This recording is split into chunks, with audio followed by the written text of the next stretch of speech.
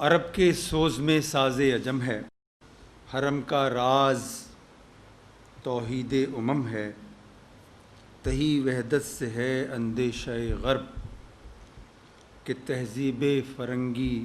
بے حرم ہے۔ یہ ربائی مجھے ڈاکٹر صاحب نے دی تھی اور اس پر گفتگو کے لیے مجھ سے کہا تھا۔ تو اس سے پہلے کہ ہم اس ربائی کے معنی پر، اس کے اطلاقات پر گفتگو کریں، یہ ضروری محسوس ہوتا ہے کہ اس ربائی میں جو ایک رجحان اور ایک رویہ ملتا ہے، اور جو اقبال کی مجموعی طور پر پوری شاعری کا رجحان اور رویہ ہے، اس پر تھوڑی سی بات کی جائے۔ ہماری اردو شاعری میں دو شاعر ایسے ہوئے ہیں تواتر کے ساتھ، یعنی اکبر الہ آبادی اور اقبال، جن کے یہاں اسلامی تہذیب اور مغربی تہذیب کا ایک تقابل پایا جاتا ہے، ایک کمپیریزن پایا جاتا ہے۔ کوئی بھی کانسیپٹ ہو، کوئی بھی زندگی کا دائرہ ہو، وہ تقابل کی طرف چلے جاتے ہیں۔ ہمارے پاس یہ ہے، ان کے پاس یہ ہے، ہمارے پاس توحید ہے، ان کے پاس یہ نہیں ہے، ہمارے پاس رسالت ہے، ان کے پاس یہ نہیں ہے، ہمارے پاس یہ چیز ہے، ان کے پاس یہ چیز نہیں ہے۔ اس کمپیریزن کی طرف چلے جاتے ہیں۔ بہت سے لوگ، یعنی اقبال پر ایسے لوگ بھی موجود ہیں ہمارے درمیان، جو اس طرز فکر کو ایک طرح کا مسلم شاونزم کہتے ہیں، لیکن وہ لوگ یہ بات نہیں جانتے کہ یہ جو کمپیریزن ہے اکبر کی شاعری میں اور اقبال کی شاعری میں، اس کا ایک تہذیبی اور تاریخی پس منظر ہے، اور اس سے آگاہ ہونا بہت ضروری ہے۔ اس کے بغیر ہم اس کمپیریزن کو سمجھ نہیں سکتے۔ اور وہ کمپیریزن یہ ہے، وہ تناظر یہ ہے کہ بر صغیر کی ملت اسلامیہ پورے عالم اسلام میں وہ واحد ملت ہے کہ جس نے امت کے شعور کو اس طرح جذب کیا ہے، اس کے تصور کو، اس کی تفصیلات کو، اس کی جزیات کو، اس کی معنویت کو، کہ اس طرح سے پورے عالم اسلام میں کسی خطے، کسی منطقے کے لوگوں نے اس شعور کو اس طرح سے جذب نہیں کیا۔ اس کی ایک مثال یہ ہے کہ ہماری جو گزشتہ 700-800 سال کی تاریخ ہے، اس پر ذرا آپ ایک سرسری نظر ڈالیں تو آپ کو معلوم ہوگا کہ جہانگیر اور حضرت مجدد الف ثانی کے درمیان جو کشمکش برپا ہوئی، اس کا مرکزی اور محوری نقطہ توحید اور اس سے انحراف تھا۔ یعنی حضرت مجدد الف ثانی نے جہانگیر کو یہ کہا کہ تمہارے دربار کے اندر اکبر کے زمانے سے کچھ ایسی روایات اور کچھ ایسے سلسلے قائم ہیں کہ جو اصول توحید سے براہ راست متصادم ہیں، اور تمہیں ان سے رجوع کرنا چاہیے، ان پر نظر ثانی کرنی چاہیے۔ دو نقطے مجھے اس وقت یاد آ رہے ہیں۔ ایک تو انہوں نے کہا کہ تمہارے دربار میں جو سجدہ تعظیمی بجا لایا جاتا ہے، یہ اصول توحید سے سراسر متصادم ہے، اس لیے کہ مسلمان کا سر اللہ کے سوا اور کسی کے سامنے نہیں جھک سکتا، چنانچہ تم اس کو منسوخ کرو۔ اور دوسری بات انہوں نے یہ کہی کہ قرآن نے اور اسلام نے جس چیز کو جائز قرار دیا ہے، حلال قرار دیا ہے، یعنی گائے کا ذبیحہ، گائے کا گوشت، تم نے ہندوؤں کو خوش کرنے کے لیے اس پر پابندی عائد کی ہوئی، چنانچہ تم گائے کے ذبیحے کو بحال کرو۔ ابتدا میں جہانگیر نے ان کی بات نہیں مانی، لیکن میں اس کی تفصیل میں نہیں جانا چاہتا کہ وہ بہرحال وہ کنونس ہوا اس بات پر کہ حضرت مجدد الف ثانی جو فرما رہے ہیں وہ بالکل درست ہے، اور اس نے سجدہ تعظیمی کو موقوف کیا اور گائے کا ذبیحہ دربار میں جاری ہوا۔ دربار کے اندر گائے ذبح کی گئی ہے، اس کے کباب بنائے گئے اور سب کو کھلائے گئے۔ یہ ایک تاریخی پس منظر کی ایک لڑی ہے، ایک کڑی ہے۔ اسی طرح اورنگزیب اور دارا شکوہ کے درمیان جو کشمکش برپا ہوئی، اس کا محوری اور مرکزی نقطہ بھی امت کا تصور اور امت کی وحدت کا تصور اور اس کی تشخص کی انفرادیت کا شعور تھا۔ آپ کو معلوم ہے کہ دارا شکوہ ایک ایسا آدمی تھا کہ جس نے ہندوازم کو بالاستیاب پڑھا تھا اور اس کو جذب کیا تھا، اور وہ یہ سمجھتا تھا کہ اسلام اور ہندوازم کے آمیزے سے ایک نیا طرز فکر، ایسا طرز فکر جو پورے ہندوستان کی آبادی کو محیط ہو، وہ پیدا کیا جا سکتا ہے۔ یعنی وہ بات کر رہا تھا جو اکبر نے بہت بھونڈے انداز میں کی تھی۔ اکبر نے جو دین الہی ایجاد کیا تھا وہ تو چوچوں کا ایک مربع تھا، اور اس میں نہ کوئی منطق تھی، نہ اس کی کوئی فکری بنیاد تھی، اسی لیے وہ ناکام بھی ہو گیا۔ لیکن دارا شکوہ اپنی ذہانت اور اپنی علم کی بنیاد پر ایک ایسا آمیزہ تیار کرنے کے لیے کوشاں تھا کہ جو مسلمانوں کے انفرادی تشخص کے لیے سم قاتل ثابت ہو سکتا تھا، اور اورنگزیب نے اس بات کو، اس حقیقت کو پہچانا اور اس کی مزاحمت کی، اور یہی نقطہ ان کے درمیان کشمکش کی بنیاد بنا۔ اسی طرح آپ نے دیکھا کہ جب خلافت عثمانیہ ترکی کے اندر ختم ہو رہی تھی تو خلافت عثمانیہ بر صغیر کی ملت اسلامیہ کا مسئلہ نہیں تھا، وہ پورے عالم اسلام کا مسئلہ تھا. لیکن آپ کو پتہ ہے کہ عالم اسلام کے اندر سناٹا طاری تھا، ایک بے شعوری کی کیفیت تھی، اور صرف بر صغیر کی ملت اسلامیہ وہ ملت تھی کہ جو اس خلافت کو بچانے کے لیے ایک عظیم الشان تحریک خلافت کی صورت میں برپا کیے ہوئے تھی، اور وہ اس کا ماتم بھی کر رہی تھی، اور اس سلسلے میں ترکوں کی دامے در میں قدم سخن مدد بھی کر رہی تھی. اور آپ کو معلوم ہے کہ ترکی کے اندر اگر پاکستان کی کوئی عزت ہے اور اس کی کوئی محبت ہے تو وہ اسی تحریک کا حاصل ہے. اسی طرح جب تحریک پاکستان کا مطالبہ پیش ہوا تو آپ اس وقت کے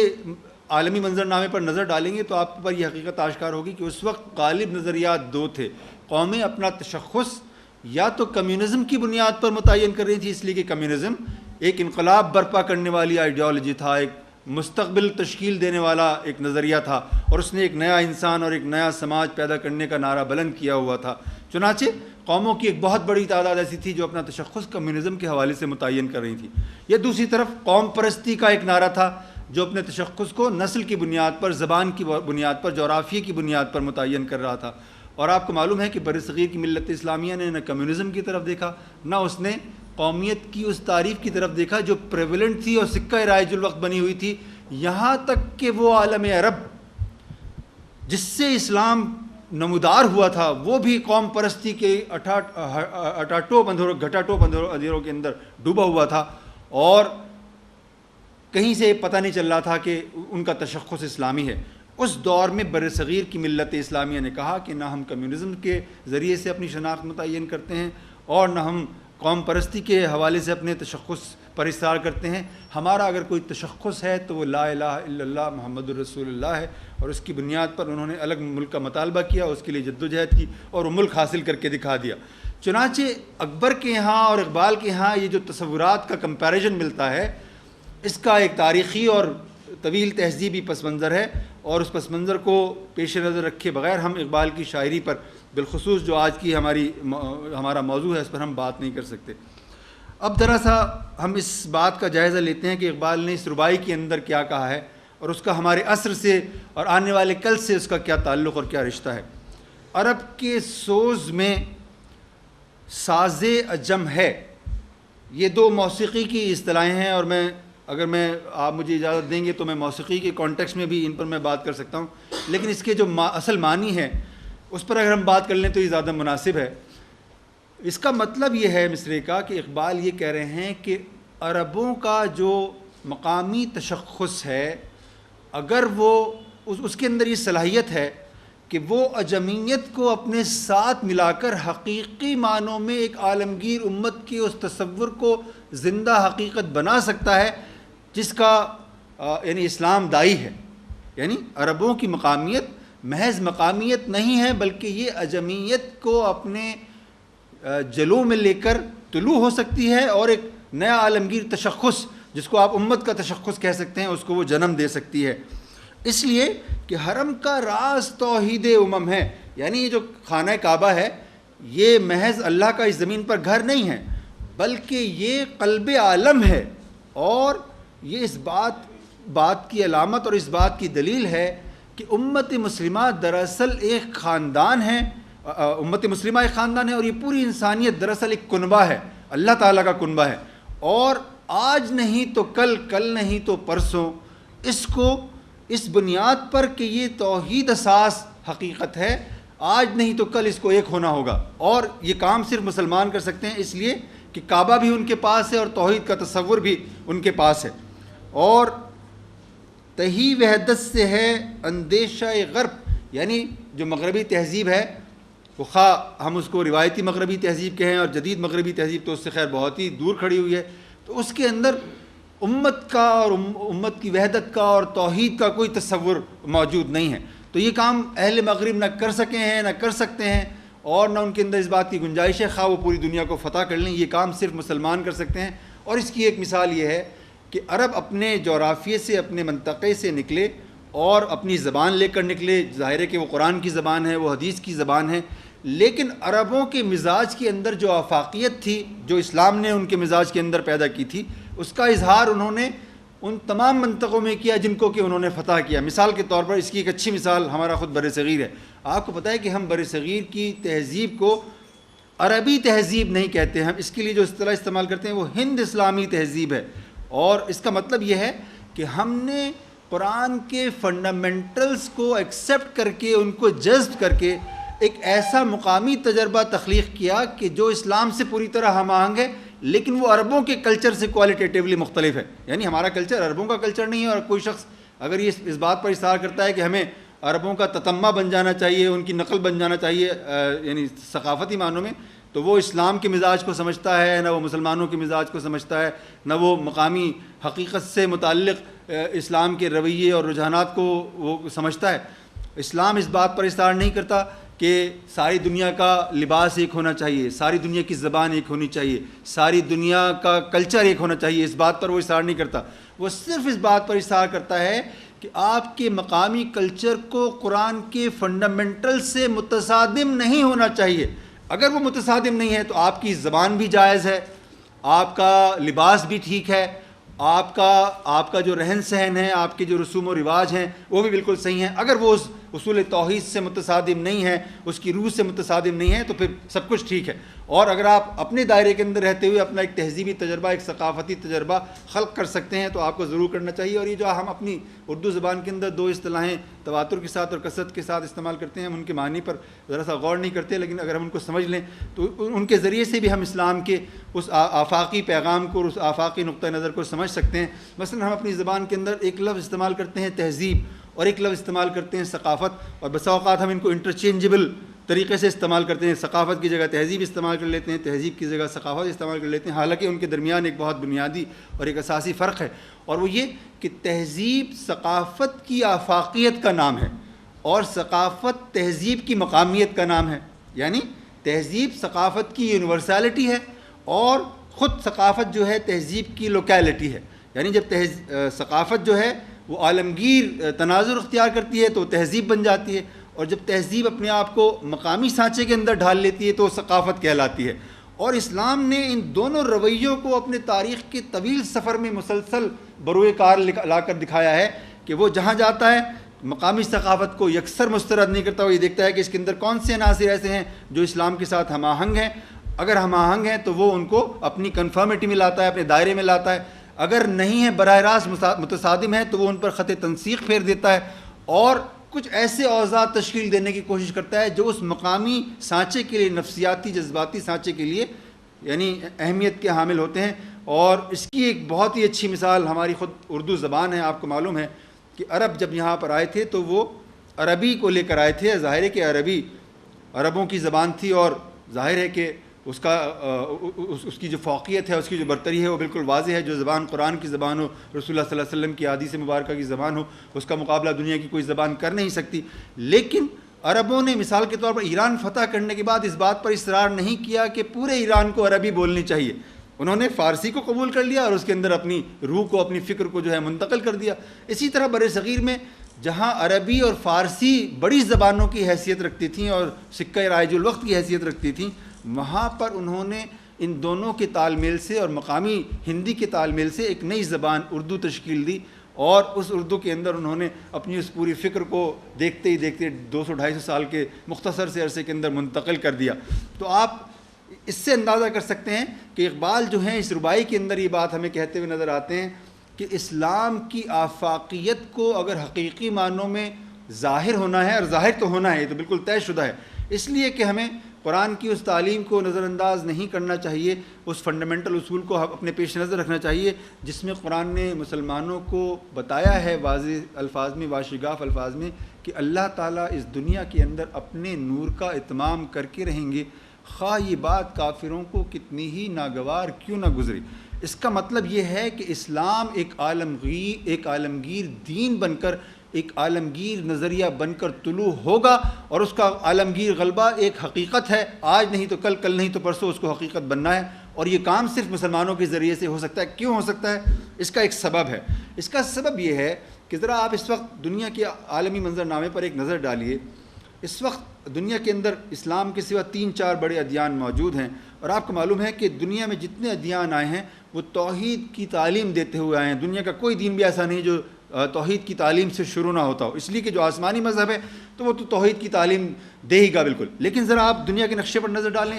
اس وقت دنیا کی آبادی 7 ارب نفوس پر مشتمل ہے، اس میں 2 سے 2.5 ارب انسان وہ ہیں کہ جو صریح کفر پر کھڑے ہوئے ہیں، وہ کفر میں پیدا ہوتے ہیں، کفر میں زندہ رہتے ہیں، کفر کی حالت میں مر جاتے ہیں۔ یعنی مثال کے طور پر چین ہے، 1 ارب 30 کروڑ اس کی آبادی ہے، اگر آپ 5-6 کروڑ مسلمانوں کو نکال دیں تو 1 ارب 25 کروڑ انسان کفر میں پیدا ہوتے ہیں، کفر میں زندہ رہتے ہیں، اسی کی حالت میں مر جاتے ہیں۔ خود یورپ اکنامسٹ کے ایک سروے کے مطابق اس کی 75% آبادی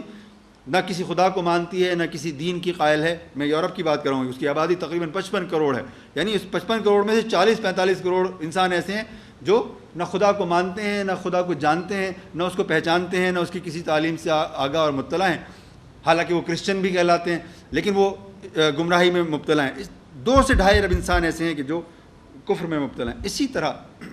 مزید 2 سے 2.5 ارب انسان وہ ہیں جو شرک میں پیدا ہوتے ہیں، شرک میں زندہ رہتے ہیں، شرک کی حالت میں مر جاتے ہیں۔ اس کی ایک مثال آپ کے پڑوس کے اندر ملک موجود ہندوستان ہے، اس کی آبادی 1 ارب 20 کروڑ ہے۔ 20 کروڑ مسلمانوں کو آپ نکال دیں تو 1 ارب آبادی شرک میں پیدا ہوتی ہے، شرک میں زندہ رہتی ہے، شرک کی حالت میں مر جاتی ہے، حالانکہ جو ان کی کتاب ہے وید مقدس، اس کے اندر توحید کا تصور اسی طرح موجود ہے جس طرح سے کہ قرآن کے اندر موجود ہے۔ لیکن جو پاپولرزم ہندوازم ہے اس کے اندر ایک سطح پر وہ 3 خداؤں کو مانتے ہیں، وہ کہتے ہیں برہما ہے، وشنو ہے اور شیو ہے۔ برہما نے کائنات کو تخلیق کیا ہے، وشنو جو ہے کائنات کو چلا رہا ہے، اور شیو بالآخر اس کائنات کو ختم کرے گا۔ ایک سطح پر وہ 3 خداؤں کے قائل ہیں۔ اس سے اگلی سطح پر وہ 33 کروڑ خداؤں کے ماننے والے ہیں، کیونکہ ان کا ایمان ہے کہ خدا نعوذ باللہ کائنات کی ہر چیز میں حلول کیے ہوئے ہے، چنانچہ کائنات کی ہر چیز اپنی جگہ پر خدا ہے، چنانچہ وہ درختوں کو پوجتے ہیں، وہ سانپوں کو پوجتے ہیں، یہاں تک کہ ہندوستان میں آپ کو ایسے مندر بھی مل جائیں گے جس میں چوہوں کی پوجا کی جاتی ہے۔ تو ذرا آپ کرسچن دنیا کا ہی معاملہ ہے، اس کو بھی دیکھیے، اس کا بھی یہی حال ہے کہ وہ توحید کے اس سے شروع ہوا تصور سے، اور آج وہ تثلیث کے قائل ہیں۔ اور آپ کو معلوم ہے تثلیث کا مطلب ہے 3 میں 1 اور 1 میں 3، یعنی وہ خدا کو بھی خدا مانتے ہیں، نعوذ باللہ حضرت عیسیٰ علیہ السلام کو بھی خدا کی خدائی میں شریک سمجھتے ہیں، اور روح القدس یعنی حضرت جبرائیل علیہ السلام کو بھی وہ خدا کی خدائی میں شریک سمجھتے ہیں۔ اس طرح سے وہ تثلیث میں مبتلا ہیں، شرک کے اندر مبتلا ہیں۔ یہی معاملہ یہودیوں کا ہے کہ وہ حضرت عزیر علیہ السلام کو اللہ تعالیٰ کا بیٹا سمجھتے ہیں وہ۔ تو آپ 3-4 جو بڑے ادیان ہیں ان کا آپ حال دیکھ لیجئے۔ بدھزم کا معاملہ بھی یہی ہے۔ آپ کو معلوم ہے کہ بدھزم کے اندر بعض لوگوں کا کہنا یہ ہے کہ خدا کا تصور موجود نہیں ہے، اس لیے کہ وہ اس طرح سے پن پوائنٹڈ نہیں ہے جس طرح سے کہ دوسرے ادیان میں ہے۔ لیکن بدھزم کے جو ذرا زیادہ گہرائی سے جاننے والے لوگ ہیں ان کا کہنا ہے کہ بدھزم میں جو شونیہ کا یا صفر کا تصور ہے وہی دراصل خدا کا تصور ہے، لیکن وہ اتنا مبہم ہے کہ وہ بدھزم کے پریکٹسنگ بدھزم کے اندر کہیں ہمیں آپریشنل نظر نہیں آتا۔ اس کا مطلب کیا ہے؟ اس کا مطلب یہ ہے کہ اگر اس دنیا کو حقیقی معنوں میں کبھی حقیقی مذہب سے، حقیقی دین سے آشنا ہونا ہے تو اس کا ذریعہ صرف اور صرف مسلمان بن سکتے ہیں، اس لیے کہ حقیقی دین اب صرف ان کے پاس ہے۔ کبھی حقیقی دین سب کے پاس تھا، ہندوؤں کے پاس بھی شاید تھا، کرسچنس کے پاس تو تھا کیونکہ قرآن کہتا ہے، یہودیوں کے پاس بھی تھا، لیکن ان سب نے اپنے ادیان کو بدل دیا، ان کو مسخ کر دیا، اور اب وہ اس ربانی ہدایت سے محروم ہو گئے کہ جس پر کہ ان کے دین کی بنیاد تھی، ان کی تہذیب اور ان کی تاریخ کی بنیاد تھی، اور یہ تعلیم صرف اور صرف مسلمانوں کے پاس ہے۔ اور اس کا سبب یہ ہے کہ مسلمانوں کے پاس قرآن ہے۔ آپ کو معلوم ہے قرآن کے پاس ہونے کا مطلب کیا ہے؟ قرآن کے پاس ہونے کا مطلب یہ ہے کہ بائبل آپ کو معلوم ہے کہ ایک الہامی کتاب تھی، انجیل ایک الہامی کتاب تھی، لیکن اس کے اندر اتنے تغیرات اور اتنے تبدیلیاں اس کے اندر ہوئیں کہ اس کی اوریجنل زبان ہی باقی نہیں رہی، یا پھر اس کے اندر یعنی وہ چیز کہ جس کو آپ ورڈ آف گاڈ کہتے ہیں، بمشکل یعنی وہ ایک بھی نہیں ہے، اور وہ الفاظ بھی کہ جو حضرت عیسیٰ سے منسوب ہیں، جو اس کے جاننے والے ہیں وہ کہتے ہیں 10 سے 12 فقرے ہیں جو ریڈ لیٹرز بائبل کہلاتی ہے، 10 سے 12 فقرے حضرت عیسیٰ علیہ السلام سے منسوب ہیں، باقی پوری کی پوری انجیل حضرت عیسیٰ علیہ السلام کے حواریوں کے اقوال پر مشتمل ہے۔ یعنی بائبل جس طرح سے ورڈ آف گاڈ اس کو ہونا چاہیے تھا اس طرح سے ورڈ آف گاڈ نہیں ہے۔ یہی معاملہ آپ کو معلوم ہے کہ یہودیوں کا ہے کہ انہوں نے اپنی کتاب کے اندر قرآن کے اپنے الفاظ میں چھوٹے چھوٹے مفادات کے لیے انہوں نے تغیر اور تبدل کیا، اور ان کے علماء نے اس کے اندر تبدیلیاں کی اور اس کی تعبیر کو انہوں نے بدل دیا، اور جو منشا تھا ان کی کتاب کا اس منشا کو انہوں نے تبدیل کر دیا۔ یہی معاملہ ہندوازم کا ہے۔ ہمیں پتہ نہیں ہے کہ جو وید ہیں وہ کتنے اوتھینٹک ہیں، ان کا زمانہ بھی متعین نہیں ہے، کوئی کہتا ہے 1,00,000 سال ہے، کوئی کہتا ہے 5,000 سال ہے، کوئی کہتا ہے 3,000 سال ہے، نہیں پتہ کہ وید کے اندر کیا اوتھینٹک ہے کیا اوتھینٹک نہیں ہے۔ البتہ قرآن مجید فرقان حمید کے بارے میں خواہ کرسچن ورلڈ، خواہ جوڈائک سویلائزیشن سے تعلق رکھنے والے لوگ، یہودی لوگ قرآن کو نہ مانتے ہوں، لیکن وہ اس بات پر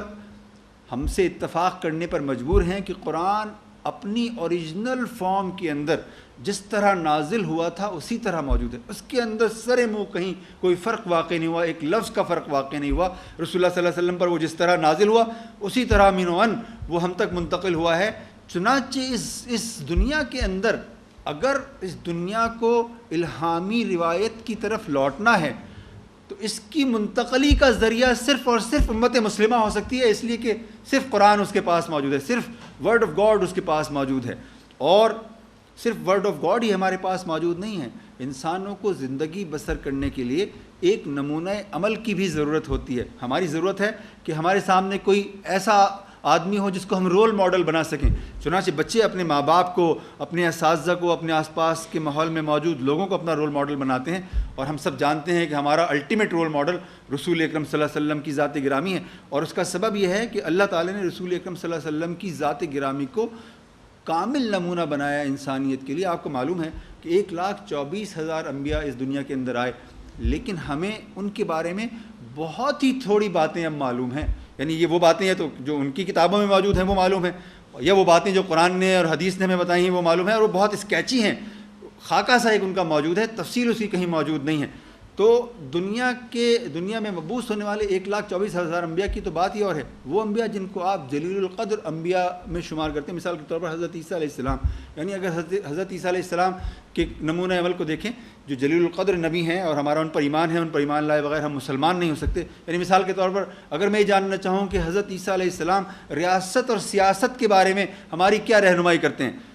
تو ان کا نمونہ عمل جو ہے ہمارے لیے رہنما ثابت نہیں ہوتا، اس لیے کہ حضرت عیسیٰ علیہ السلام نے کبھی ریاست قائم نہیں کی، کبھی سیاست قائم نہیں کی، وہ کسی ریاست کے سربراہ نہیں رہی۔ ہم نہیں جان سکتے کہ ریاست اور سیاست کس طرح سے چلائی جانی چاہیے۔ یا مثال کے طور پر اگر میں جاننا چاہوں کہ حضرت عیسیٰ علیہ السلام کیسے شوہر تھے، میں جان نہیں سکتا، اس لیے کہ انہوں نے کبھی شادی نہیں کی تو وہ شوہر ہی نہیں بنے۔ نہ میں جان سکتا ہوں کہ وہ کیسے باپ تھے، میں یہ بھی نہیں جان سکتا، کیونکہ جب شادی نہیں ہوئی تو بچوں کا کیا سوال ہے۔ اسی طرح اگر میں جاننا چاہوں کہ انہوں نے کس طرح جہاد کیا، کس طرح سے امن قائم کیا، میں نہیں جان سکتا، اس لیے کہ حضرت عیسیٰ علیہ السلام نے کبھی جہاد نہیں کیا، انہوں نے کبھی امن کے لیے مذاکرات نہیں کیے، مجھے نہیں معلوم، ان کے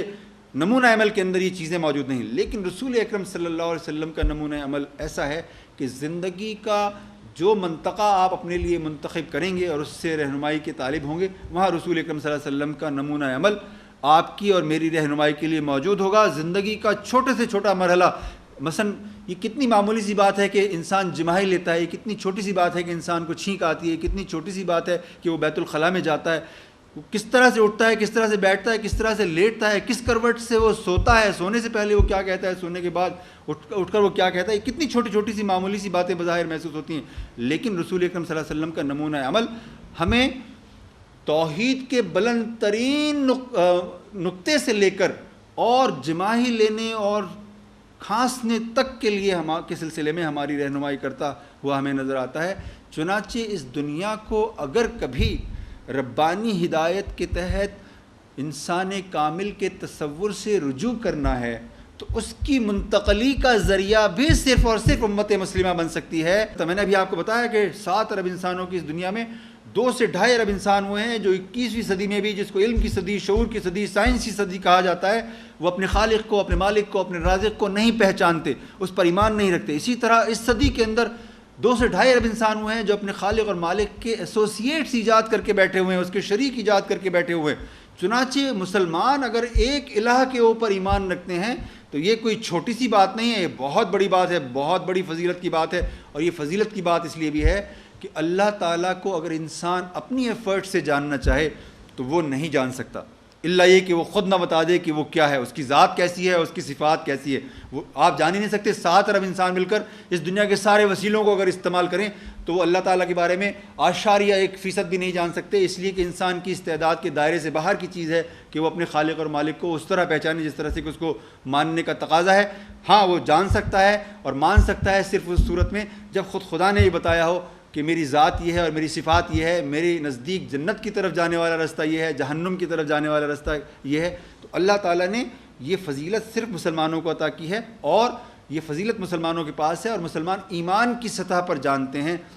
کہ اسلام کیا ہے۔ بلا شبہ وہ پریکٹس کے اندر کمزور آپ کو نظر آتے ہیں، لیکن پریکٹس کا معاملہ بھی یہ ہے کہ آپ دیکھیے کہ امت مسلمہ کی بلا شبہ امت مسلمہ کی عظیم اکثریت نماز پڑھنے والوں پر مشتمل نہیں ہے۔ بہت کم لوگ ایسے ہیں جو نماز پڑھتے ہیں، آپ کہہ لیجیے 10% لوگ ہوں گے، 15% لوگ ہوں گے جو پابندی کے ساتھ نماز پڑھنے والے ہیں۔ لیکن اگر 1 ارب 60 کروڑ انسانوں میں 10 سے 20 کروڑ لوگ ایسے ہیں جو نماز پڑھنے والے ہیں، تو اس کا مطلب یہ ہے کہ ہم نے سب سے بلند ترین عبادت کی روایت کو 1400 سال سے برقرار رکھا ہوا ہے۔ ہم اسی طرح یعنی کروڑوں کی تعداد میں مسلمان اسی طرح نماز پڑھے چلے جا رہے ہیں جس طرح رسول اللہ صلی اللہ علیہ وسلم نے نماز پڑھی تھی، اور کروڑوں لوگ مسلمانوں کے اندر ایسے ہیں جو اسی طرح روزہ رکھے چلے جا رہے ہیں جس طرح رسول اللہ صلی اللہ علیہ وسلم نے رکھا تھا، خواہ اس کے اندر روح کچھ کم ہو گئی ہو لیکن وہ عمل تو کیے چلے جا رہے ہیں۔ ہم اسی طرح حج کیے چلے جا رہے ہیں، زکوٰۃ دیے چلے جا رہے ہیں، خیرات کیے چلے جا رہے ہیں۔ جہاد کا جو تصور مردہ سمجھ لیا گیا تھا، ہم نے اس کو بحال کیا ہے، اور ہم نے 30 سال کے مختصر سے عرصے کے اندر وقت کی 2 سپر پاورز کو شکست دے کر بتایا ہے کہ اسلام جس طرح آج سے 1400 سال پہلے ایک وائبرنٹ ریلیجن تھا، ایک نتیجہ پیدا کرنے والا مذہب تھا، اگر آج بھی آپ اس پر 2% لوگ بھی اس پر کمٹمنٹ کے ساتھ عمل کرنے کے لیے تیار ہو جائیں تو تاریخ کے دھارے کا رخ بدل سکتے ہیں۔ تو علامہ اقبال نے ہمیں اس ربائی کے اندر یہ بتانے کی کوشش کی ہے کہ عرب جو ہیں ان کا سوز، ان کا میسج اجمیت کو اپنے جلو میں لے کر اپنی آغوش میں سمیٹ کر ایک حقیقی عالمگیریت پیدا کر سکتا ہے، اور اس لیے کر سکتا ہے کہ ان کے پاس کعبے کا مرکز ہے، ان کے پاس توحید کا مرکز ہے، ان کے پاس توحید کا تصور ہے۔ یہی وہ تصور ہے کہ جو پوری انسانیت کو ایک بنا سکتا ہے، اور اگرچہ کہ مغربی دنیا نے پوری دنیا کو فتح کر لیا تھا، آپ کو معلوم ہے آج سے 60-70 سال پہلے کی دنیا پر اگر آپ نظر ڈالیں تو انہوں نے پوری دنیا کو فتح کر لیا تھا، لیکن وہ دنیا کو ایک کنبہ بنانے کے بجائے انہوں نے اس کو غلاموں اور آقاؤں کی دنیا کے اندر تبدیل کر دیا تھا۔ ایک طرف آقا تھے، دوسری طرف ان کے غلام تھے، اور ایک طرف برتر نسل تھی، ایک طرف کمتر نسل تھی، اور ایک طرف فوقیت رکھنے والے لوگ تھے اور ایک طرف فوقیت نہ رکھنے والے لوگ تھے، اور ایک طرف تہذیب یافتہ لوگ تھے اور دوسری طرف جاہل اور گنوار لوگ تھے۔ یہ تقسیم انہوں نے پیدا کی تھی، اور یہ تقسیم انہوں نے اس لیے پیدا کی تھی کہ ان کے پاس توحید کا تصور نہیں تھا، ان کے پاس کوئی حرم نہیں تھا، ان کی تہذیب بے حرم ہے، ان کے پاس توحید کا وہ تصور نہیں ہے جو انسانیت کو ایک کنبہ بنانے والا ہو، وہ انسانیت کو ایکولی ٹریٹ کرنے کی پوزیشن میں نہیں ہے۔ یعنی مسلمانوں نے جہاں بھی وہ گئے ہیں وہاں انہوں نے ایک نیا تہذیبی تجربہ خلق کر کے دکھایا ہے، اور مسلمانوں کا جو علم کلام ہے، مسلمانوں کا جو فلسفہ حیات ہے، اس کے دائرے میں فضیلت 2 چیزوں کو حاصل ہے، یا تو تقوی کو یا پھر علم کو، اور مسلمانوں کی تاریخ کا ہر بہترین زمانہ انہی 2 فضیلتوں کا علمبردار ہے اور انہی 2 فضیلتوں کو ڈیمونسٹریٹ کرنے والا ہے۔ اس کا اندازہ آپ اس بات سے کیجئے کہ حضرت بلال حبشی بھی تھے اور غلام بھی تھے، یعنی سیاہ فام تھے اور غلام بھی رہ چکے تھے، لیکن سیدنا حضرت عمر فاروق رضی اللہ تعالیٰ عنہ انہیں کبھی ان کا نام لے کر مخاطب نہیں کرتے تھے، بلال کہہ کر نہیں بلاتے تھے، سیدنا بلال کہہ کر مخاطب کرتے تھے، اس لیے کہ وہ تھے کہ جنہوں نے کلمہ طیبہ کی اس وقت گواہی دی کہ جب ان پر ظلم و ستم کی انتہا کر دی گئی۔ یہ فضیلت اس وجہ سے وہ سیدنا بلال کہلائے حضرت عمر کی زبان سے، ورنہ وہ سیدنا بلال تھوڑی تھے، وہ تو حبشی تھے، وہ تو غلام تھے۔ تو اس سے پتہ چلتا ہے کہ اسلام میں فضیلت رنگ کو اور نسل کو اور زبان کو اور جغرافیے کو ہے ہی نہیں، فضیلت ہے تو صرف تقوی کو۔ اور تقوی کا مفہوم کیا ہے؟ تقوی کا مفہوم یہ ہے کہ تقوی متقی آدمی وہ ہے کہ جو اللہ تعالیٰ سے ایک طرف بے پناہ محبت کرتا ہے اور دوسری طرف اللہ تعالیٰ کا بے پناہ خوف اپنے دل کے اندر رکھتا ہے۔ اللہ تعالیٰ کی بے پناہ محبت اور اس کے بے پناہ خوف کے درمیان کھڑا ہوا آدمی حقیقی معنوں میں ایک متقی آدمی ہے۔ ہمارے زمانے کے اندر تقوی کی ڈیفینیشن میں ظاہر داری کا عنصر ڈومینیٹ کر گیا، یعنی مثال کے طور پر ہمارے ذہن میں تصور پیدا ہو گیا ہے کہ جس شخص کی داڑھی ہے وہ بڑا متقی آدمی ہے، اور جس کی جتنی لمبی داڑھی ہے اس کا تقوی اتنا ہی بڑھا ہوا ہے۔ جنرلی اسپیکنگ ہم یہ سمجھتے ہیں نا، داڑھی اسلام کے اندر داڑھی موجود ہے اور وہ تکمیل ایمان کی علامت ہے، لیکن مولانا مودودی رحمۃ اللہ علیہ نے فرمایا ہے کہ ایمان داڑھی میں ایمان ہے، داڑھی ایمان کا حصہ ہے، لیکن داڑھی کے اندر ایمان نہیں ہے، یعنی یہ فنڈامنٹل نہیں ہے. تو یہ تصور ہماری تہذیب کے دائرے میں کبھی بھی آپریشنل نہیں رہا. ہم نے حقیقی تقوی کو اس کے حقیقی مفہوم کے اندر سمجھا اور جذب کیا ہے. اور اقبال نے ہمیں یہ بتانے کی کوشش کی ہے کہ مسلمان اپنے اس بھولے ہوئے سبق کو انشاءاللہ ایک بار پھر یاد کریں گے، اس کو پھر حرز جاں بنائیں گے، اور وہ ایک عالمگیر تہذیب کا پرچم لے کر اس دنیا کے نقشے کے اوپر طلوع ہوں گے. اور اس کا سبب یہ ہوگا کہ ان کے پاس توحید کا تصور ہے، اس کا سبب یہ ہوگا کہ ان کے پاس حرم کعبہ موجود ہے. اور یہی وہ دو چیزیں ہیں کہ جو پوری انسانیت کو ایک نقطے پر جمع کر سکتی ہیں. رنگ اور نسل اور زبان اور جغرافیہ یہ نہ انسانوں کو پہلے مجتمع کر سکے ہیں نہ اب کر سکتے ہیں. آپ کو معلوم ہے کہ دولت کا تجربہ بھی پوری دنیا نے کر کے دیکھ لیا ہے. جس کے پاس دولت ہے وہ زیادہ قابل فخر سمجھا جاتا ہے، زیادہ قابل تکریم سمجھا جاتا ہے. جس کے پاس کم دولت ہے اس کی تحقیر کی جاتی ہے، اس کو معمولی آدمی سمجھا جاتا ہے. تو اسلام ہی وہ دین ہے، اسلام ہی وہ مذہب ہے، اور امت مسلمہ ہی وہ امت ہے کہ جو پوری انسانیت کو ایک کنبے میں، ایک خاندان میں تبدیل کر سکتی ہے. اس لیے کہ اس کے پاس توحید کا تصور ہے، توحید کی میراث ہے، توحید کا سرمایہ ہے. اور اگر مغربی دنیا سے اس کی کوئی توقع باندھے ہوئے تو مغرب نہ یہ کام اس وقت کر سکا جب وہ کرسچن ورلڈ کہلاتا تھا. اور اب تو وہ کام وہ اس لیے بھی نہیں کر سکتا کہ اب وہ خدا کے تصور سے، وحی کے تصور سے، الہام کے تصور سے، آخرت کے تصور سے، مستقل اخلاقیات کے تصور سے یکسر بے نیاز ہے. اور اب مغرب کے دائرۂ فکر میں خدا مرکز وہ تہذیب نہیں رہی ہے، بلکہ وہ انسان مرکز یا مین سینٹرک وہ سویلائزیشن بن گئی ہے. تو جو مین سینٹرک سویلائزیشن ہے وہ پوری امت کو مجتمع نہیں کر سکتی، اس لیے کہ انسان کے تشخص کا بنیادی اصول انا ہے، حق نہیں ہے. اور اسلام کی تہذیب کا اصول حق ہے، انا نہیں ہے. تو جو تہذیب حق کے تصور پر کھڑی ہوئی ہے، انا کو نگیٹ کرنے والی تہذیب ہے، وہی اس پوری دنیا کو ایک عالمگیر تہذیب کا تحفہ عطا کر سکتی ہے. وہی امت جو توحید کا تصور رکھتی ہے اور حرم کعبہ کی امین ہے، وہی پوری دنیا کو حرم کعبہ کے گرد طواف کرنے والا بنا سکتی ہے. اقبال نے اپنی اس ربائی کے اندر ہمیں یہی پیغام دینے کی کوشش کی ہے. اور اگر ہم اقبال کے اس پیغام کو سمجھ لیں تو ہم اس عالمگیر انقلاب میں جو برپا ہونے والا ہے، آج نہیں تو کل برپا ہونے والا ہے، وہ دنیا کی تقدیر ہے، اس کو کوئی ٹال نہیں سکتا. اس میں ہم اپنا کردار بھی ادا کر سکتے ہیں اور اللہ کی نظر میں ہم سرخرو بھی ہو سکتے ہیں.